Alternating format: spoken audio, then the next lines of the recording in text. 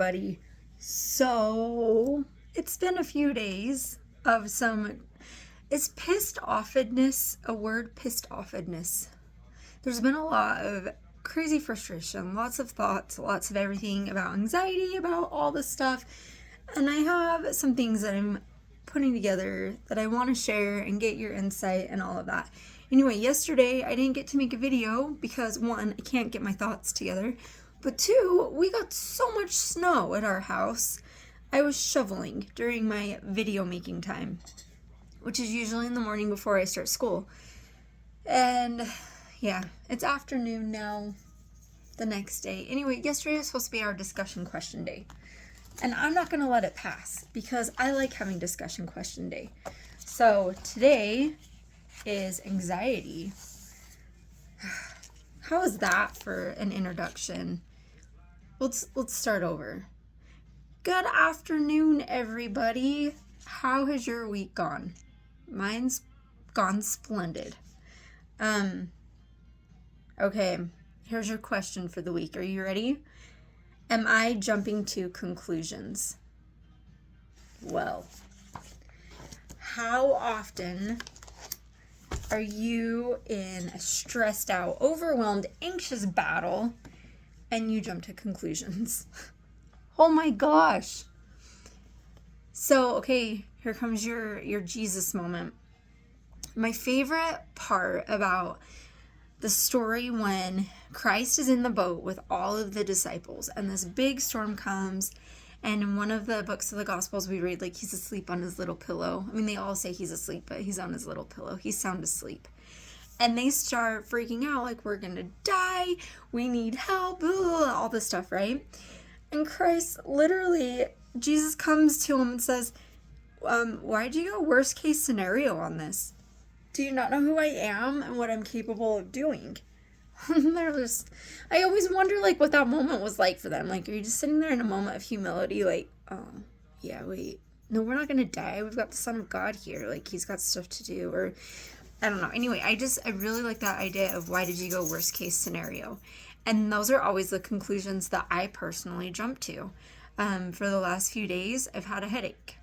A pretty gnarly migraine right here. So there's only two things that bring this type of headache to me. One is stress, which we're there. And two is hormonal, which is one of the things that I've been trying to formulate ideas to talk about. The idea of being a woman and how so many of our problems are always all of our problems are always placed on hormones, and I think that's kind of crap, and we need to stop that. Anyway, I'm trying to put some thoughts together on that. So I have this headache. And as long as everything's chill and whatnot, like, I'm fine.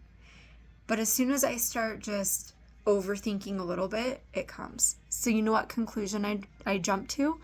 Well, I must have some kind of sinus tumors or cysts, or I must have like a brain tumor.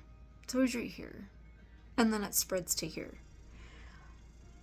I know that I've had this type of headache my whole life.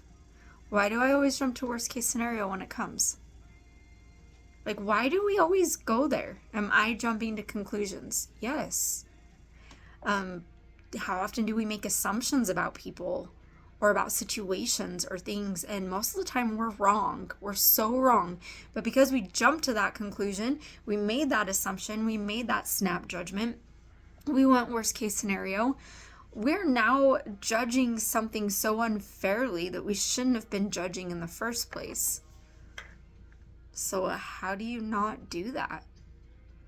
No matter how many tools I've gained and how much perspective I get and how much rational thinking I practice, like, it seems to be the natural way to handle a worried thought, a stressed out thought, an anxious moment, is to jump to conclusions.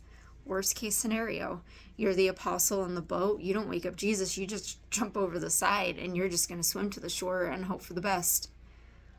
How often is this the reality of what we go through? And what would it look like if we could just stop and go back? One of our previous questions is, what's the evidence?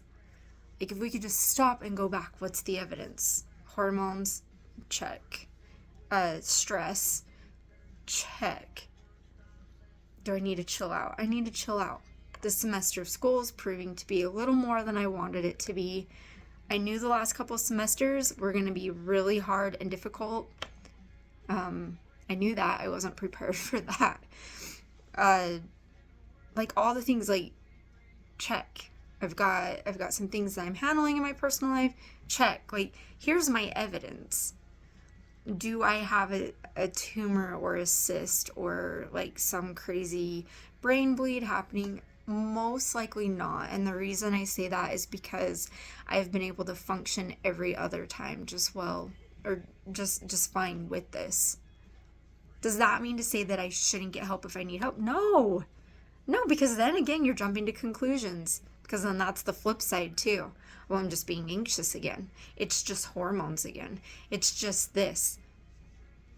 Golly, this is a double-edged sword. Like, this is really hard to figure out.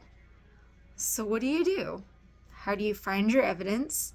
How do you stop yourself from jumping to those conclusions, going worst case scenario? How do you sit calm in that disaster of a storm and allow yourself to figure this out?